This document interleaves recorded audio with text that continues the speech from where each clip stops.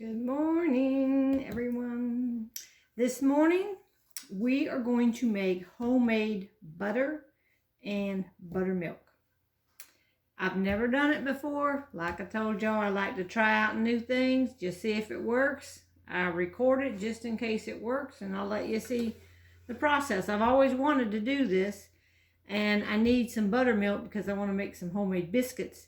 So I wanted to see what it was like with the homemade buttermilk versus just using regular milk. So what we're going to start with is heavy whipping cream. Now you buy this in the store and it comes in a quart like this. This is 4 cups. So for our recipe, we're going to use 2 cups of heavy whipping cream. And we're going to pour that right into our mixer. We're going to let our mixer do all the work today. This is the same recipe that when you were little, probably in about the 3rd grade, you made butter at school, but you put it in a mason jar. Now, if you don't have a mixer and you want to do it by hand, or you want the kids to try it, just put 2 cups of heavy whipping cream in a quart jar, and you just shake, shake, shake, the same way we're going to do this, but it takes you probably 30 minutes or more of shaking. All right, so we're going to start this. We're going to start this mixing, and it's going to mix for a couple minutes, and the first thing it's going to look like, it's going to be whipped topping. So if you want to make whipped topping, you mix it a couple minutes, turns into whipped topping, and then you're done. You can use it, for like a Cool Whip type whipped topping. Then if you keep going after that, it's going to turn into butter and buttermilk, and I'm going to show that to you. All right, I'll come back when it gets to the whip stage. All right, y'all, it's getting almost to the whip stage. See how it's getting thicker? That's the whipped cream right there.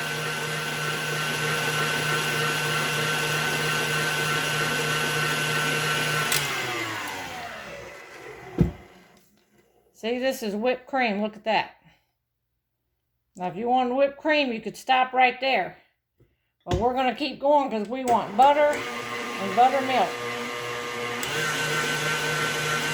All right, I'll let it go about 2 or 3 minutes and come back. All right, let me show you right here. It's kind of getting a yellow tint. See if you can see that. See how it's turning a little bit yellow? And we'll keep going, and then all of a sudden you'll look down and there'll be liquid and solid. The liquid will be the buttermilk and the solid will be the butter. So we'll keep mixing. All right, I'm going to show you what it looks like right now. I stopped the mixer so I could push it down off the sides. And we're using the whisk now today. So we're going to put it back on high and keep going. It's probably been going maybe 6, 8, 9 minutes. I'm not sure. I didn't really time it. And we're going to keep going until we see some liquid. When we see some liquid, we'll know it's separated and it's done. All right. I can hear some sloshing noises. So that means the butter is separating from the buttermilk. See how it separates? And you end up with, looks like kind of scrambled eggs smushed up. But it's separated. And see how sloshy it's getting now? I'll go slower so you can see. See the butter like that? Now it's all separated. So once it gets like that, it's done.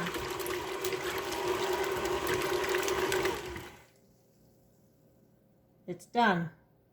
See the buttermilk in there? All right, now what we're going to do is we are going to take this out of here. We're going to push this all off of here. We're done mixing.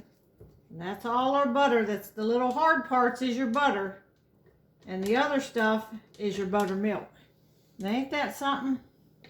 That you can make your own butter and buttermilk out of whipping cream. Okay, what we're going to do now is strain it. because we want to keep our buttermilk because I'm going to use it for biscuits. So look at there. You should end up with about a cup of buttermilk and a cup of butter. Y'all, this is easier than I thought. So now just bring the big chunks down into your strainer. You can use a strainer or cheesecloth or whatever you want. Just bring the big chunks down. Now we're going to let this drain a little bit. And we're going to push all that juice out of there. And then that's going to be our butter. Right now we got to push all the juice out. That's pretty easy, y'all.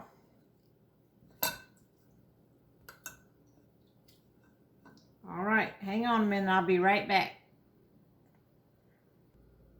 All right, now that drained pretty good, pretty quickly. We're gonna pour our buttermilk into here and see, yep, look at there, 1 cup of buttermilk. Isn't that something? And we should end up with 1 cup of butter.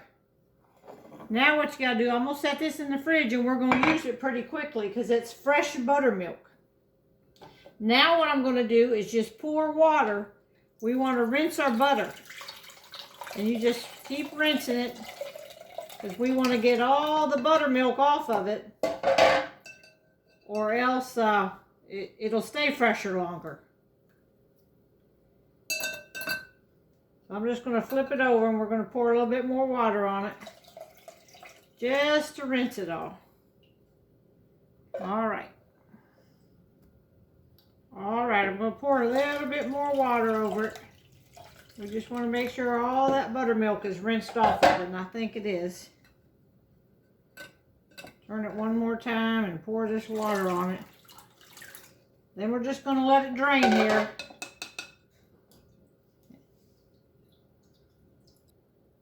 All right. Here's what we're left with is a hunk of butter. So I'm going to put that in my little dish here.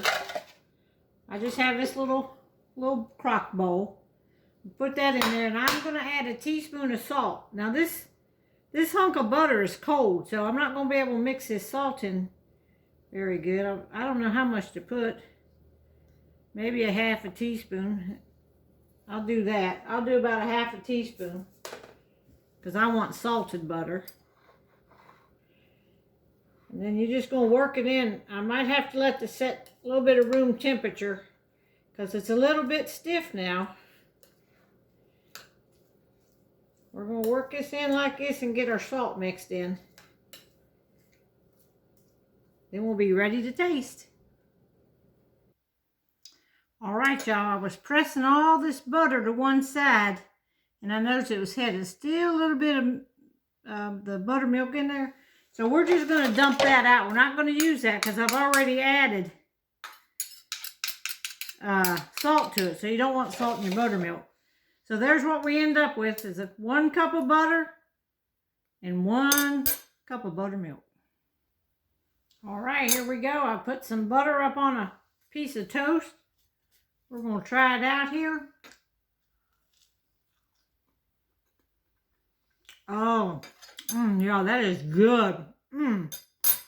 I wanted to make this because tomorrow's my birthday and I'm thinking I'm going to do a special breakfast in the morning.